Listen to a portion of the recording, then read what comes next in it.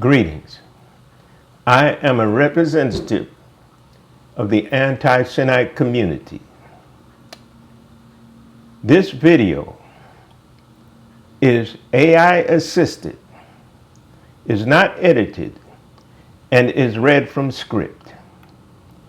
This subject is part 2 of false claims. This distinction between mere religious identification and living a life in full obedience to God's commandments is crucial in understanding what it means to have authentic faith and actual belief. For anti-Semites, the concept of faith and belief is not abstract or passive, but deeply practical and active. It is not enough to believe in God or to identify with a religious community.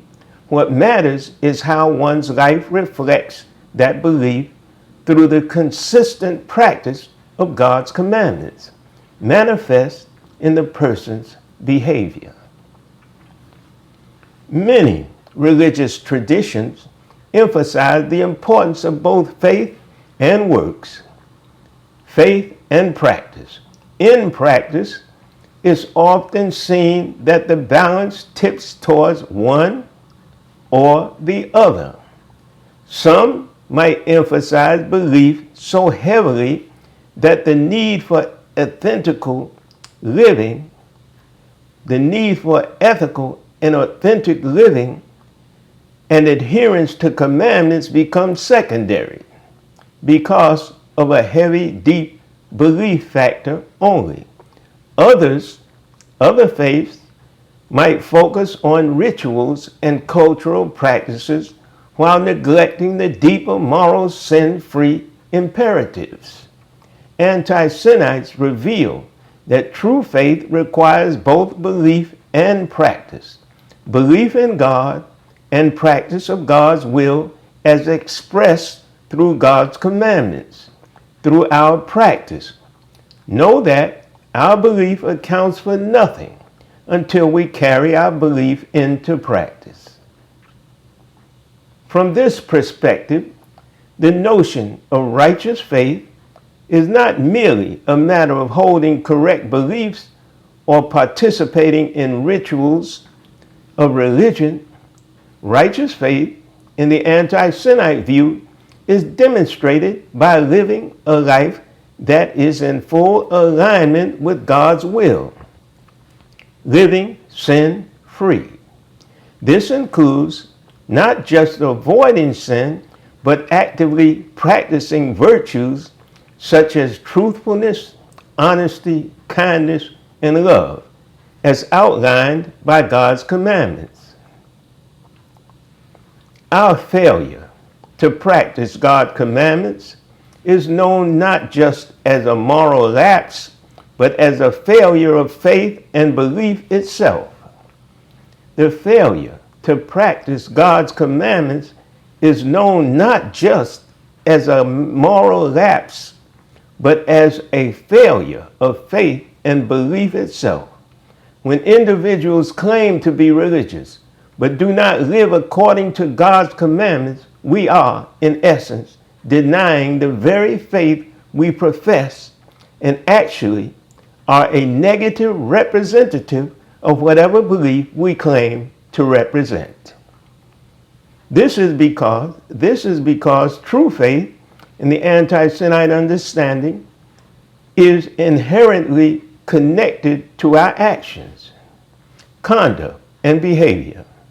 Faith and belief without works is dead, and works without God's guiding commandments, guiding our practice of the faith, is meaningless and ineffective.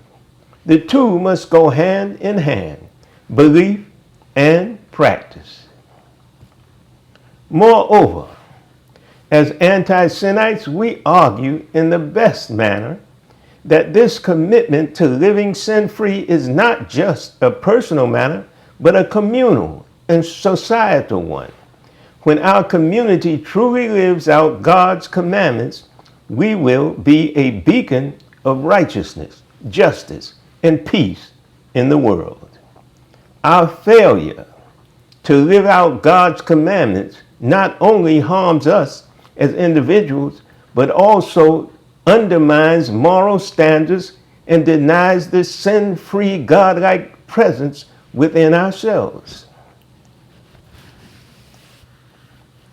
It harms us as individuals, also undermining moral standards and denies the sin-free, God-like presence within ourselves, as well destroying the fabric and power of righteousness within our communities.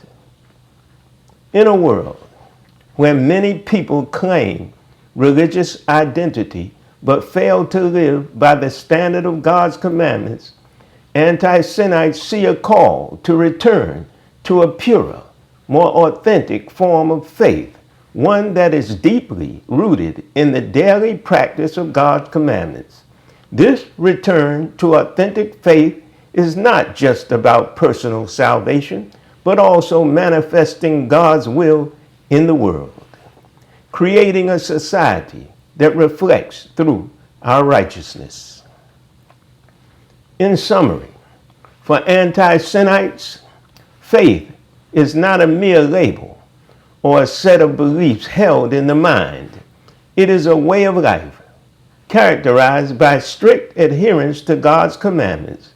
Without this adherence, one's faith and belief is incomplete, and the individuals or our individual connection to God is weakened and even non-existent. True faith and belief, therefore, requires an ongoing commitment to living a sin-free life, one that is in full harmony. Therefore, again, requiring an ongoing commitment to living a sin-free life is true faith and belief, one that is in full harmony with our practicing God's will within His divine commandments. Peace.